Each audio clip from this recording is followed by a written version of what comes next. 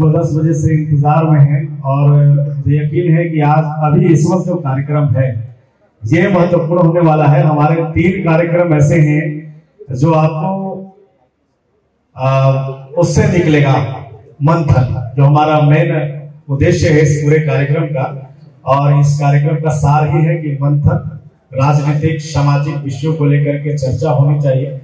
और इस वक्त हमारे साथ जो मंच पर हैं वो किसी परिचय के मोहताज नहीं है, दोनों अपने अपने क्षेत्र में अपनी पहचान बना चुके हैं। और एक बड़ा बहस नवीनगर, चूंकि ये दोनों स्थानीय तौर पर वहां जुड़ रहे हैं, राजनीतिक तौर पर उससे संबंध रखते हैं, तो उस पर ज्यादा जोर देंगे। बाकी सरकार की नियत और करने पर सवाल तो हम करेंगे ही। सबसे पहले धर्मेंद्र तनवर्सी जी, आपका स्वागत है पॉलिटिक्स के मंच पर, और संजीव सिंह जी आपका भी बहुत स्वागत है। कई सवाल हैं, अब ये बता दें पहले कि आप राजद से टिकट के लिए इच्छुक तो है, राजद की पैरवीकार कर रहे हैं, और हमारे साथ में जदयू की तरफ से संजीव सिंह जी हैं। अब सवाल सत्ता से करें या विपक्ष से, लेकिन जाहिर सी बात है विपक्ष के पास कई सवाल हैं, तो पहले विपक्ष से ही सवाल ले लेते हैं कि तैयारी क्या है। विधानसभा का चुनाव नजदीक है, पिछले बार आप चुनाव लड़े थे, इस बार की आपकी तैयारी क्या है? पार्टी किस सोच के साथ, जो आप ऑलरेडी एक विधायक हैं, आपके राजद के ही विधायक हैं, आपकी दावेदारी कैसे बनती है वहां की? सबसे पहले राज पाठक जी आपको और पूरे बुलेट न्यूज के पूरे परिवार को मैं बधाई देता हूँ, धन्यवाद देता हूँ कि आपने मंथन जैसे कार्यक्रम जनता के साथ जनप्रतिनिधियों को बैठा करके आपने किया, इसके लिए बहुत बहुत बधाई। तैयारी को लेकर के हमारी चर्चा है, आपको क्या तैयारी है नवीनगर विधानसभा की? जहाँ तक तैयारी की बात है, तो चूंकि मैं एक प्रखंड पर हूँ, कुटुम्बा प्रखंड के, और मुझे वहाँ की जनता एक दशक से आशीर्वाद देकर के इस पद पे आसन किए हुए हैं। तो हम लोग एक जनप्रतिनिधि होने के नाते, एक समाज सेवक होने के नाते प्रतिदिन हम लोग जनता के बीच जाते हैं, जनता की सेवा में लगे रहते हैं। तो हम लोग की कोई अलग से तैयारी नहीं है। हाँ, जहाँ तक विधानसभा चुनाव लड़ने की बात है, तो मैं आपको बता दूं कि 2020 में भी मैं चुनाव लड़ा था नवीनगर विधानसभा से, और इस बार भी अगर पार्टी मौका देगी तो निश्चित तौर पर लड़ेंगे।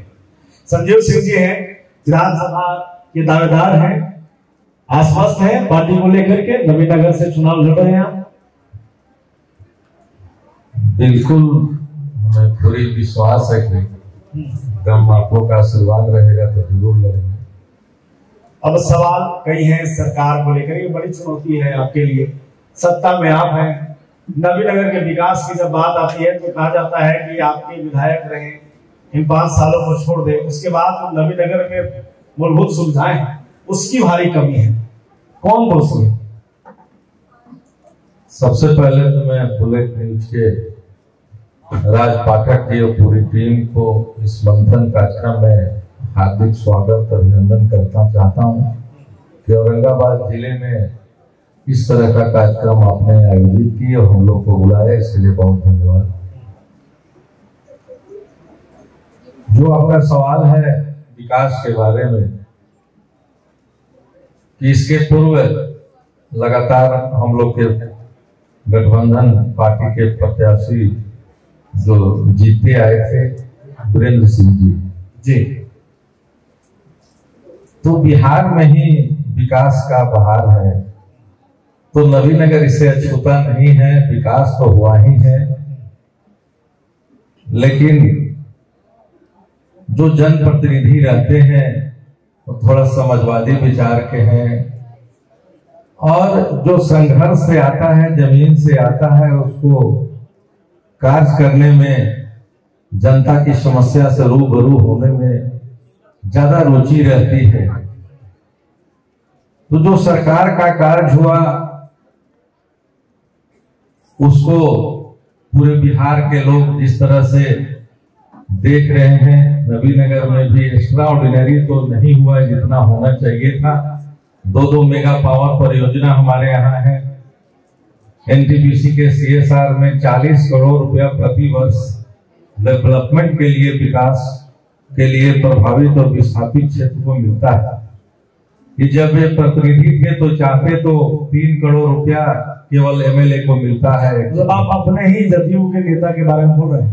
कोई भी एमएलए रहेगा तो 40 करोड़ उसके हाथ में रहता है। अभी वर्तमान एमएलए हैं, खूब लंबी लंबी बात कर रहे थे, उनको ये भी नहीं पता है कि प्रशांत किशोर जी कोई सदन के मेंबर कभी नहीं रहे हैं। जदयू के राष्ट्रीय उपाध्यक्ष बनाया गया था। जिस 2 बार के विधायक को ये भी नहीं पता है कि प्रशांत किशोर का राजनीतिक पृष्ठभूमि क्या है और राज्यसभा का हिसाब मांग रहे हैं, तो दिन में ही सपना देख रहे हैं, क्या कर रहे हैं। ऐसे जनप्रतिनिधि को जनता कैसे दोबारा चुनेगी, रिपीट करेगी, जिनको याददाश्त ही खत्म हो गया है, मेमोरी नहीं है कि कौन व्यक्ति क्या कर रहा है। जो आप सवाल किए थे उनसे कि आप कितने आदमी को नौकरी दिए, तो डाटा देने में कतरा रहे थे। तो आंदोलन हुआ और नौकरी का झांसा 10,000 BRBCL में और 10,000 NPGCL में, 2 प्लांट में ये और इनकी धर्मपत्नी दिव्या जी दोनों कमिटमेंट की थी जनता से कि जब तक हम रोजगार नहीं देंगे तब तक दोबारा वोट मांगने नहीं आएंगे। चुनाव जीते, आंदोलन भी इनके द्वारा किया गया और सारे युवा साथी, चाहे इनके दल के हो कि एनडीए को हो, रोजगार पर कोई पार्टी का मतलब नहीं रहता है। सब युवा साथी इनके साथ देकर हजारों हजार लोग धरना में शरीक हुए। लेकिन अचानक धरना को स्थगित कर दी जाती है और इनको रात के 12 बजे रात को एनटीपीसी में बुलाकर क्या एग्रीमेंट किया जाता है बताया ही नहीं गया युवा साथी को कि रोजगार कब मिलेगा और कितने दिनों में मिलेगा और कितने लोग को मिलेगा, इसका कोई रूपरेखा नहीं बताया गया और आंदोलन वापस हो जाते हैं। तो आप समझ सकते हैं कि एनटीपीसी से इनका क्या एग्रीमेंट हुआ। अपना एग्रीमेंट कर लिए, अपना लाभ ले लिए और जनता जहां है वहीं रही।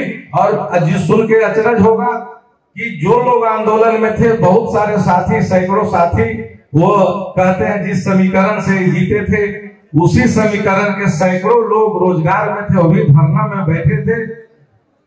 उनको वीडियो फुटेज के आधार पर एफआईआर भी किया गया और बारी बारी से उनको नौकरी तो दूर, उस सब युवा साथी को रोजगार से भी वंचित हटा दिया गया। यही इनका एजेंडा था, यही 10,000 नौकरी था। और ऐसे विधायक कैसे दोबारा जाएंगे? जनता तैयार है, चाहे जिस समीकरण से ही आए। धर्मेंद्र रघुवंशी जी बैठे हुए हमारे बहुत प्रिय मित्र है, पारिवारिक संबंध है।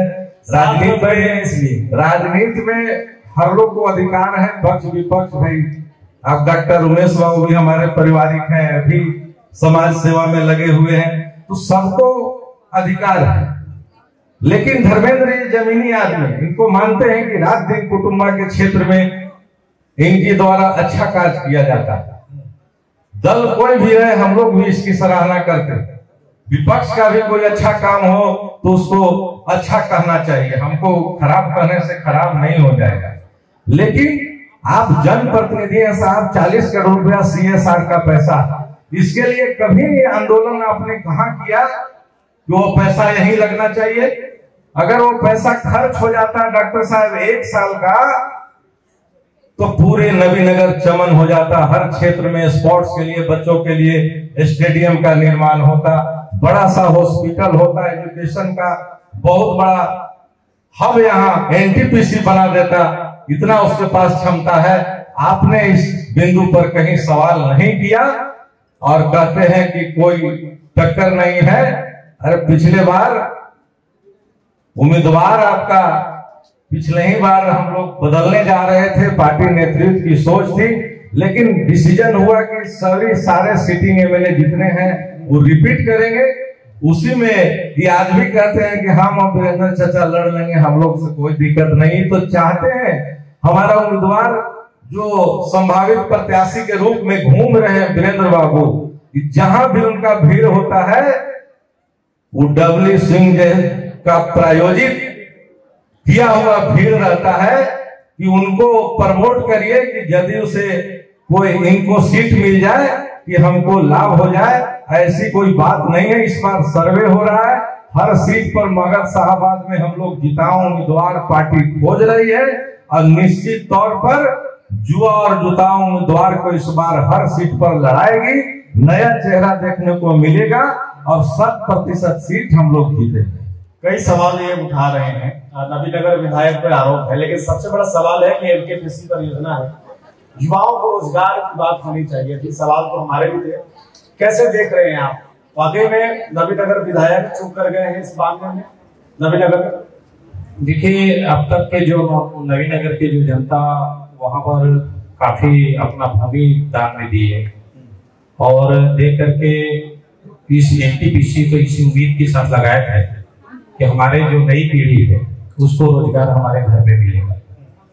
आप इतनी बड़ी परियोजना है जिससे कि दूसरे प्रदेश में बिजली सप्लाई हो रहा है और कई हजारों में वहां वर्कर काम कर रहे हैं, लेकिन ये बहुत बड़ा विडंबना है कि वहां के स्थानीय जो युवा है उनको आज तक के रोजगार नहीं मिला। और इसके लिए मैं वर्तमान विधायक के नहीं, पूर्व के भी विधायक है, दोनों ही अब तक के मैं समझता हूँ कि 2 दशक से राज कर रहे हैं और इस पे अब तक के कोई कार्य इन्होंने नहीं किया, जिसकी वजह से आज यहाँ पर पलायन काफी तेजी से बढ़ा है और लोग 5,000 10,000 की नौकरी करने के लिए दूसरे प्रदेश में जा रहे हैं। वहां पर जो भी विस्थापित हो, प्रभावित हो, उन लोगों को वहां पर रोजगार सबसे पहले प्राथमिकता होनी चाहिए थी और इसके लेकर के न इन लोगों ने प्रयास किया, न बिहार सरकार ने इस पे कोई संज्ञान लेने का कार्य किया। तो ये निश्चित तौर पर अब तक के जनता के साथ ठगने का कार्य किया गया है, जो कि नवीनगर की जनता इसको झेल रहे हैं। आप एक चीज और मैं कहना चाहता हूँ, कितनी बड़ी बिजली परियोजनाएं हम लोग रोजगार की बात करते हैं। रोजगार देखिए, गवर्नमेंट चाहे कितनी भी बहाली ला दे, सभी को एडजस्ट नहीं आप कर सकते हैं और ना आपके पास उतने पैसे होंगे कि सभी को आप तनख्वाह दे सकते हैं। हमारे पास जब इतनी बड़ी बिजली परियोजना है, हम क्यों नहीं यहाँ पर एक इंडस्ट्रियल एरिया स्थापित कर दें? क्यों नहीं सरकार इस बारे में सोचती है? तो ये सरकार विकास के प्रति मैं समझता हूँ कि शून्य है और कोई सोच नहीं है।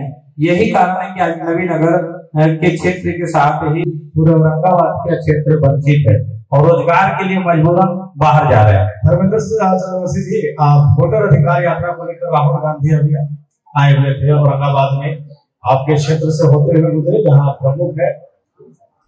लगातार सरकार आरोप लगा रहा है कि लोग फर्जी तौर पर घूम रहे हैं, कोई मुद्दा ही नहीं है SIR, और सूटों में घूम करके राजनीतिक प्रचार कर रहे हैं। कैसे देख रहे हैं इसको?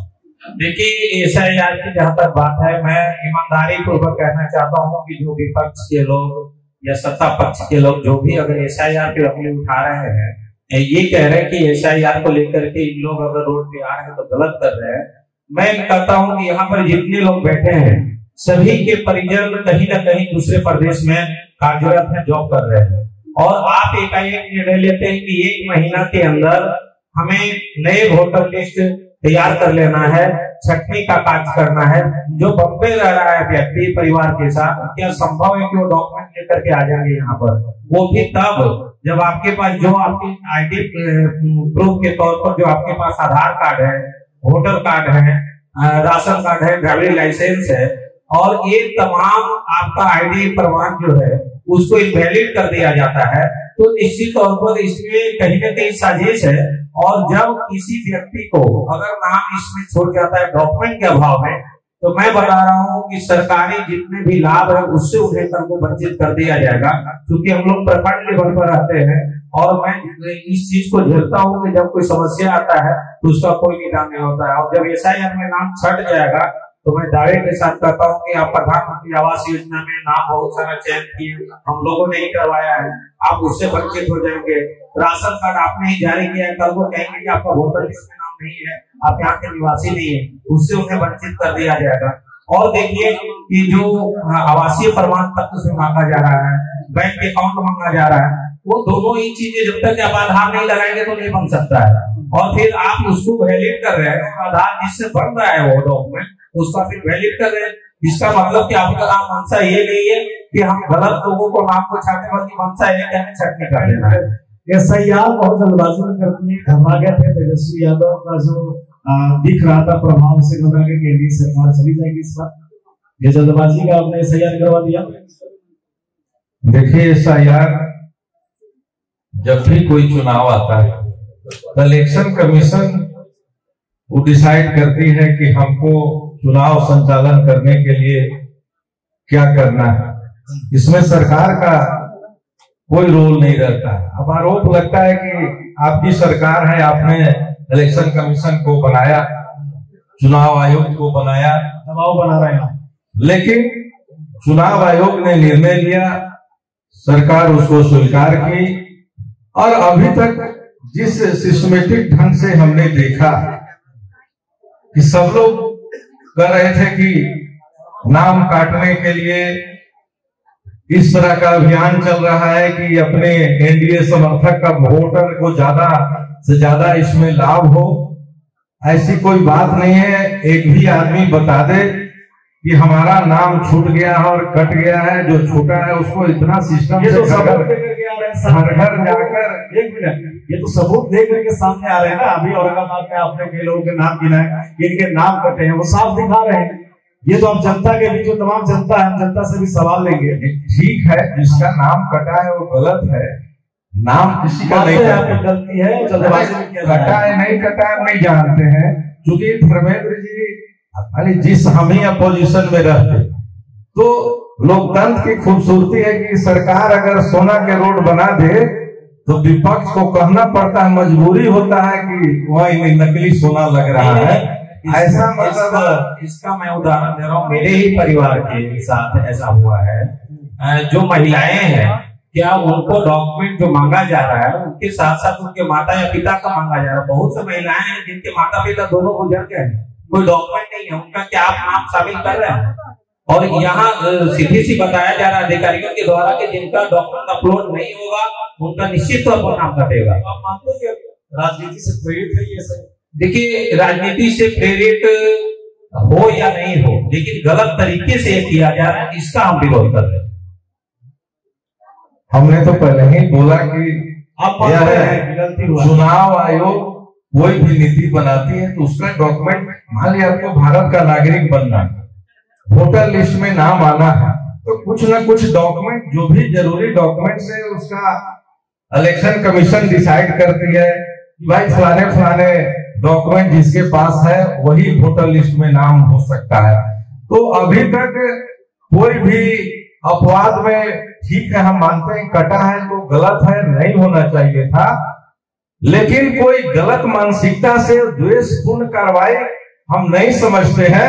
ऐसा संज्ञान सरकार का इलेक्शन कमीशन को अगर प्राप्त होता है तो निश्चित तौर पर वैसे अधिकारी जो वहां पर लगे हुए हैं उससे हम भी मांग करते हैं कि कार्रवाई हो और उन पर प्राथमिकी दर्ज करके कार्रवाई हो कि कैसे उसको वोटर के अधिकार से वंचित किया गया, चाहे पक्ष हो विपक्ष हो, सबको वोट का राइट है और सबका इसमें बनना चाहिए। धर्मेंद्र जी अगर इसको संज्ञान में लाएंगे तो हम लोग खुद उसको, मैं खुद बोलूंगा, इलेक्शन कमीशन के लिखूं, मीडिया में लाऊंगा कि आप बताइए कि किसके कमी से हुआ है और निश्चित तौर पर वैसे व्यक्ति और अधिकारी पर कार्रवाई होनी चाहिए। मैं आपके चैनल के माध्यम से निर्वाचन आयोग और बिहार सरकार दोनों को मैं ये कहना चाहता हूँ कि अगर आपको SIR का काम निष्पक्षता के साथ कर देना है तो आप बायोमेट्रिक सिस्टम और आधार से लिंक क्यों नहीं कर देते हैं? आप अगर ये करते हैं तो मैं समझता हूँ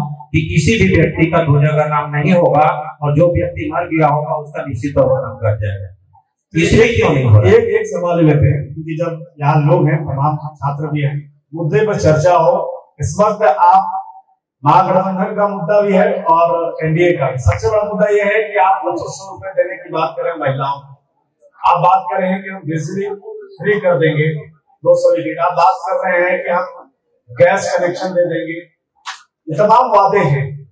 एनडीए कह रहा है कि नहीं, ये सिर्फ झूठे वादे हैं, प्रचार कर रहा है। इसे लेकर के औरंगाबाद में FIR भी हो चुका है राजद और कांग्रेस को लेकर के। तो क्या कहेंगे, कैसे देख रहे हैं, कितना जनता को भरोसा दिलाएंगे आप?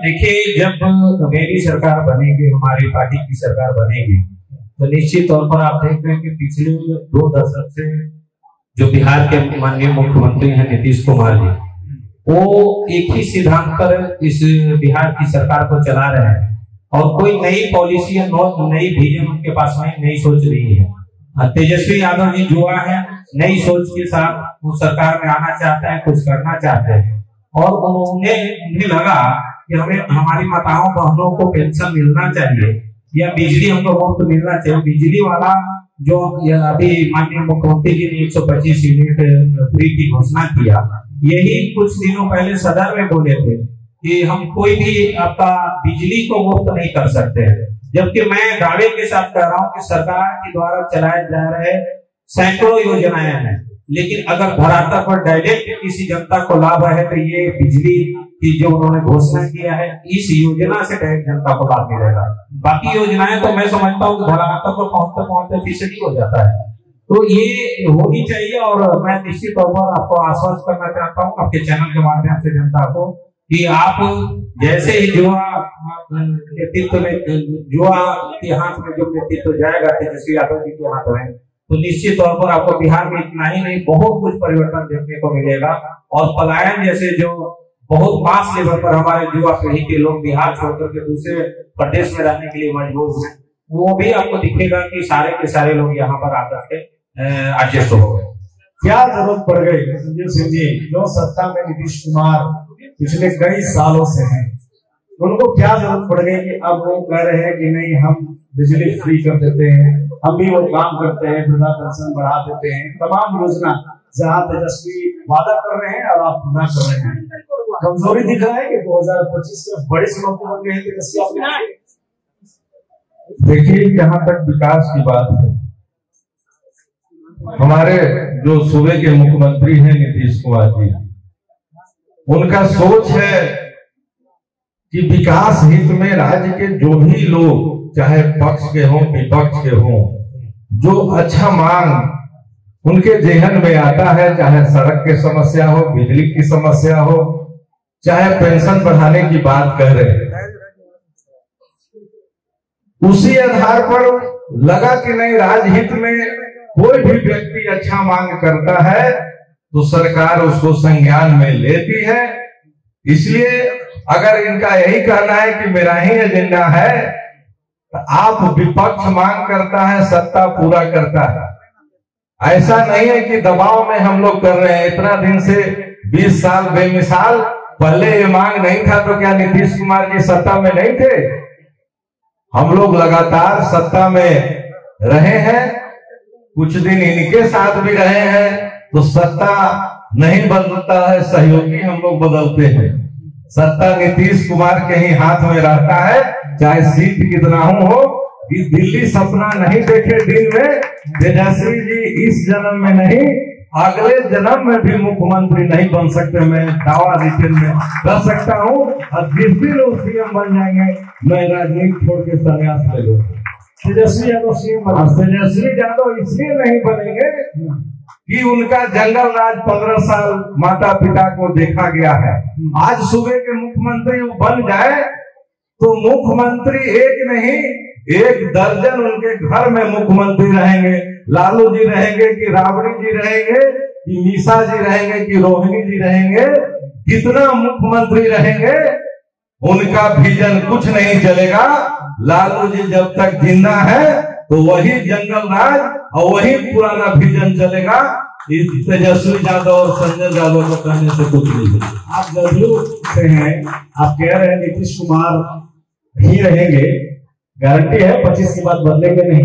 बिल्कुल, एनडीए चेहरा बनाकर उनको अभी से ही अमित शाह जी, नरेंद्र मोदी और जेपी नड्डा साहब घोषित कर दिए हैं। कोई दिखावा सपना नहीं है, इसलिए कि हम लोग के पुराना गठबंधन, अरे घर में रहते हैं, कोई से घूमने चले, थोड़े दिन के लिए हमको मतभेद हो गया तो लगा जैसा ही कह रहे हैं धर्मेंद्र जी, इनका बात को हम काटते नहीं है, लेकिन हम लोग को भी लगा था, नीतीश जी को भी लगा था कि लालू जी 15 साल रहे, नया लड़का है, नया विजन है, युवा चेहरा है, इसके साथ भी रह के देखते हैं, हो सकता है कि बदलाव हो गया हो।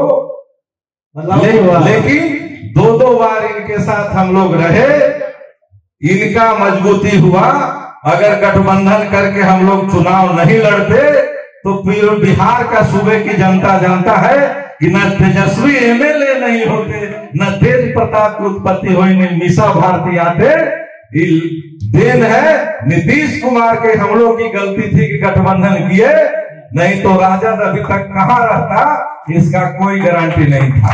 आप और तेजस्वी नहीं बनेंगे मुख्यमंत्री। देखिए, मैं ये आपसे कहना चाहता हूँ कि जो संजीव भैया इस बात को कह रहे हैं कि जदयू पार्टी की वजह से आज तेजस्वी जी की पहचान बनी है, मैं ये कहना चाहता हूं कि आज अकेला किसी भी सारे राजनीतिक दल को चैलेंज है कि सिंगल चुनाव लड़ ले, किसकी सरकार बनती है। मैं बताता हूं, दावे के साथ कहता हूं कि राजद के सामने कोई पार्टी टिक नहीं पाएगी। और 25 की जहां तक बात है तो फिजिकल तौर पर खुद माननीय मुख्यमंत्री जी, मैं उनको सम्मान करता हूं, लेकिन अब उनका उम्र वो नहीं रह गया है। ये सारी जनता भी जानते हैं, ये मैं ही नहीं कह रहा हूँ, पूरी बिहार की जनता की बात मैं कह रहा हूँ, की भावना कह रहा हूँ कि सब समझते हैं कि अब वो उस लायक नहीं रह गए कि बैठ करके बिहार की सरकार को चला सके। और बिहार बहुत आगे जाना चाहता है, ये घिसा पीटा पुराने सिस्टमों पे नहीं चलना चाहता है। हमारे बहुत सारे यहाँ पर इस बिहार के भविष्य बैठे हुए हैं जो कि हाई लेवल के शिक्षा ग्रहण कर रहे हैं, और फिर इन्हें नौकरी के लिए कहाँ जाना पड़ेगा? इनको मुंबई जाना पड़ेगा, दिल्ली जाना पड़ेगा, कलकत्ता जाना पड़ेगा। अब बिहार में वो चीज चाहिए कि उच्च क्वालिटी की शिक्षा भी हमारे यहाँ ही मिले और जॉब भी हमारे यहाँ ही मिले। तो निश्चित तौर पर युवा लोग यहाँ पर निर्णायक भूमिका में हैं, और ये युवा ही इस बार बिहार की सरकार को परिवर्तन करेंगे। कोई यहाँ ना तो कास्ट फैक्टर चलने वाला है, न पुरानी आपका उपलब्धियां गिना करके आप चलने वाले हैं, क्योंकि आप 20 साल आपको मौका मिला था। आप जो भिन्न अभी दर्जनों योजनाएं जो जनता के लिए आपने लाया, आज के 10 साल पहले आप क्यों नहीं लाए? अब आपको लग रहा है कि मेरा तो जमीन खिसक रहा है, अब यहाँ चुनाव हार जाएंगे, इसलिए जो ऐसे कि मजबूरी में तरह तरह के प्रलोभन दे रहे हैं। विपक्ष के जो प्लानिंग है उसके तहत आप ये योजना को ला रहे हैं ताकि ये दिखलाने के लिए कि नहीं हम ही आपको दे रहे हैं, आपका ही मेरे साथ भागिए नहीं। जनता तो सारे छोड़ करके भागने के लिए तैयार है। और आप देखिएगा निश्चित तौर पर जो बिहार में पब्लिकों का मूड हो गया है, निश्चित तौर पर इस बार आपका सत्ता परिवर्तन होने जा रहा है। और समय को लेकर के भी है थोड़ा सा, इसलिए हम एक आपका ले लें कि चुनाव नजदीक है और चुनाव में आप भी दावेदार के तौर पे हैं, जनता सामने है, जनता के सवाल भी हम लेंगे। नवीनगर विधानसभा को लेकर के आपकी तैयारी क्या है और उद्देश्य क्या है? क्या कुछ आपके द्वारा अगर मौका मिलता है तो काम किए जाएंगे, इसको जरूर बताएं। नवीनगर विधानसभा क्षेत्र से लगातार हमारे बड़े पिताजी समता पार्टी काल से ही, उससे पहले हम लोग बहुत छोटा थे, उस दल निर्दल भी चुनाव लड़े थे, मात्र 3000 मतों से पिछड़ गए। लगातार समाज सेवा में ब्लॉक प्रमुख, उप प्रमुख और मुखिया जो पहले लगातार 25 साल 27 साल वाला होता था उसमें थे, अभी हमारे भाई हैं, अभी ब्लॉक के प्रमुख भी हैं। तो 2 जनरेशन से हम लोग सेवा कर रहे हैं, और वहां की जनता, चूंकि हम लोग जहां मजदूरी करते हैं, गांव-गांव हर समस्या के लिए लोग आते हैं, चाहे बारून को हो, नवीनगर के जिला के सभी लोग। हम लोग ना पार्टी पूछते हैं, ना जाति पूछते हैं, और सभी का दुख सुख में हम लोग साथ देते हैं। और ऐसा कार्य अभी बगैर कोई पद पर रहते हम लोगों ने किया है नवीनगर के लिए, जो वहां पर प्रतिनिधि भी रहे हैं वो भी नहीं कर पाए। चाहे वह मुद्दा क्या होगा आपका विधानसभा के लिए? विधानसभा के लिए मुद्दा है कि अगर हम वहां से प्रतिनिधि बनने के लिए, पार्टी ने मुझे आदेश दिया कि चुनाव लड़िए, एनडीए के उम्मीदवार हुए, तो सबसे पहले मैं युवाओं को रोजगार के लिए जो 70% स्थानीय विस्थापित प्रभावित और जिले के जितने भी मेधावी छात्र हैं उनको रोजगार 70% औरंगाबाद के युवा साथी को रोजगार मिलेगा। और दुनिया के कोई ताकत एनटीपीसी को मैं बाजा बजा दूंगा। एमएलए की इतना क्षमता होता है, एमएलए के मर्जी के बिना एक ना रोजगार न विकास, पहले औरंगाबाद उसके बाद संपूर्ण बिहार, एक पैसा ना डेवलपमेंट को हम बाहर जाने देंगे ना रोजगार पर कुछ करेंगे। जैसे धर्मेंद्र जी बोल रहे थे कि भाई आप पलायन कर रहे हैं, सारे लोग बिहार में युवा हमारे साथी हैं, रोजगार के लिए विकास के लिए छात्र पलायन कर रहे हैं। तो पलायन तो जंगल राज में 15 साल ही बिहार कर गया था। पहले के जितने एजुकेशन सेंटर थे, जितने एजेंसी थे, आप सुभाष यादव जी उनके साला हैं, जो सारे गैंग जितने भी कारनामे करते थे वही लोग करते थे। वही चैनल पर आज बोल रहे हैं कि फलाने का किडनैपिंग हुआ तो लालू जी वहां उन्हीं के, तो वहीं से छोड़ उनका फोन जाता था। हम नहीं कर रहे, सारे बिहार और देश देख रहा है, उन्हीं लोग बोल रहे हैं कि क्या होता था। तो उनका अपना साला लोग, उनसे नाराजगी हुआ तो सही बात उगल रहा है। और एलएन का ब्रांच जैसे कोटा में चलता है, आज पटना में, आज पटना जाइए, जिधर जाइए हम लोग को नहीं पता चलता है कितना फ्लाईओवर और इतना अमन चैन बिहार में जो स्थानीय विकास हुआ। जैसे नवीनगर में 2 मेगा पावर परियोजना लगा, दोनों एनडीए सरकार का देन है। दोनों हमारे नीतीश जी, अनंत गीते जी उस समय एनर्जी मिनिस्टर थे, रेल मंत्री थे, जो बीआरबीसीएल हुआ। और एनटीजीसीएल का भी शिलान्यास नवीनगर में 2 मेगा पावर परियोजना, जो देश दुनिया में एक जगह पर एक ब्लॉक में इतना बड़ा बिजली संयंत्र नहीं लगा। तो नवीनगर के लिए जो तोहफा हमारे नीतीश कुमार दिए हैं, और जो सीएसआर से विकास के राशि 40 करोड़ का प्रोविजन वहां बना हुआ है, तो नवीनगर जनता उनका ऋण चुकाने के लिए तैयार है। इसलिए कभी भी कोई भी मुद्दे पर यहाँ पर भटकने वाली, चूंकि उम्मीदवार की हार हुई है, पार्टी की हार हुई नहीं हुई। पिछले बार अगर हम उम्मीदवार रहते तो डब्लू सिंह को मैं उसी समय जमानत जब्त करा देता था, पता नहीं रहता। क्योंकि युवा होने का फायदा उठाया और लोगों को बोला कि हम रोजगार देंगे। एनडीए के लोग हों कि राजद के लोग हों, झांसा में आ गए। इस बार झांसा में आने वाले नहीं हैं। हमारे धर्मेंद्र जी भी राजद से प्रयास कर रहे हैं, हम इनको भी शुभकामना देंगे कि दोनों भाई अगर मैदान में रहे तो बढ़िया है, दाल में की भात में रहेगा। हम शुभकामना देते हैं कि लड़ाई लड़े, क्योंकि जमीनी आदमी है। वो आदमी वहां भोजन करा के रांची में टिकट ले लिए, राष्ट्रीय जनता दल में ये कहीं कार्यकर्ता और झंडा भी वो नहीं उठाए हैं। ये तो ब्लॉक प्रमुख में रहकर कुछ काम भी कर रहे हैं। इसलिए हम लोग की नवीनगर की जनता एनडीए को हराकर पछता रही है, और इसका सूद माल कोई भी रहे, इस बार रिकॉर्ड मतों से बिहार में सबसे ज्यादा वोट से जीतने वाला नवीनगर विधानसभा एनडीए रहेगा। यही हम आप लोग के चैनल के माध्यम से किसी आपका एक सवाल बोले, 1 मिनट हम आपसे पूछ लेते हैं। मैं इस पर एक बात कहना चाहता हूँ कि जो नवीनगर में एनटीपीसी की जो स्थापना हुई, सभी लोग यहाँ पर पढ़े लिखे लोग बैठे हुए थे, और इसकी स्थापना 2007 में मनमोहन जी के सरकार रहते हुए हमारे यहाँ के एमपी निखिल बाबू थे, और उनके प्रयास से वो स्थापना जो है किया गया नवीनगर में। तो ये कांग्रेस पार्टी इंडिया गठबंधन का देन है कि वो बड़ी प्लांट बिहार में लगा। हाँ, उसके बाद जो सीएसआर का इतना मास लेवल पर पैसा इस जिले से बाहर जा रहा है, उसमें हस्तक्षेप करना चाहिए था, बिहार सरकार को देखना चाहिए था। रोजगार के लिए यहाँ के स्थानीय लोगों को नहीं मिल रहा है, उसमें हस्तक्षेप करना चाहिए था। तो यहाँ वाहवाही नहीं लूटना चाहिए, बल्कि इसमें ईमानदारी पूर्वक काम होना चाहिए। वहाँ के लोगों को इसमें जगह मिलना चाहिए। एक सवाल आपसे बस ये है जी कि चुनाव लड़ने की तैयारी आपकी है, टिकट के दावेदार हैं। पिछले बार आप उपेंद्र कुशवाहा की पार्टी से लड़े थे, उपेंद्र कुशवाहा एनडीए में शामिल हो गए हैं।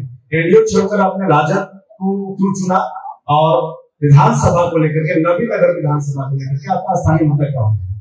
देखिए, जहां तक आपका सवाल है कि अपने आरएलएसपी पार्टी छोड़ करके राजद में क्यों हुआ, मैं आपको बता दूं कि राष्ट्रीय जनता दल का मैं प्रदेश महासचिव 2016 से ही था, और लास्ट टाइम में मुझे चूंकि टिकट मिलना था वो से, और वहां पर टिकट नहीं मिल पाया था। और उपेंद्र कुशवाहा जी से मेरा एक पारिवारिक लगाव है, हमको पुत्र के समान वो मानते हैं। तो उन्होंने हमें बुला करके टिकट ऑफर किया था और फिर मैं जनता के बीच में जाने का काम किया था। तो पुनः मैं अपने घर में जैसे कि आया हूँ, कोई मैं ये नहीं कि आज मैं नया राष्ट्रीय जनता दल के साथ जुड़ा हूँ।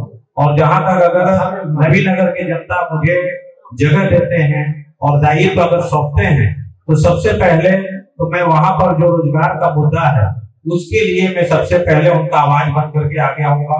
साथ ही एक मेरा प्रयास होगा कि नवीनगर ही नहीं औरंगाबाद जिले के लिए एक इंडस्ट्रियल एरिया जो कि सिर्फ स्थापित हो, ताकि ये पूरे मगध प्रमंडल के लोगों को रोजगार अपने घर में मिलेगा, एक भी व्यक्ति को बाहर जाने की आवश्यकता नहीं पड़ेगा। और साथ ही और नवीनगर की बहुत पुरानी मुद्दा है जो कि नवीनगर को शुरू से मांग वहां की जनता करते आए हैं कि नवीनगर को अनुमंडल बनाया जाए।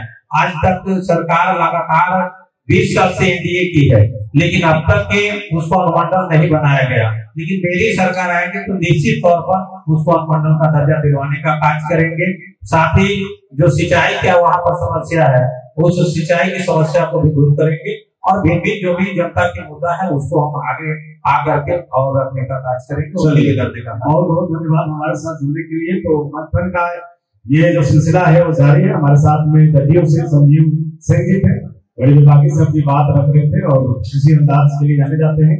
हमारे साथ में धर्मेंद्र चंद्रवंशी जी थे, कुमार से प्रमुख भी है और अब भाजपा से जो है टिकट के बड़े दावेदार के रूप में नवीनगर में। बहुत बहुत धन्यवाद आप सबको।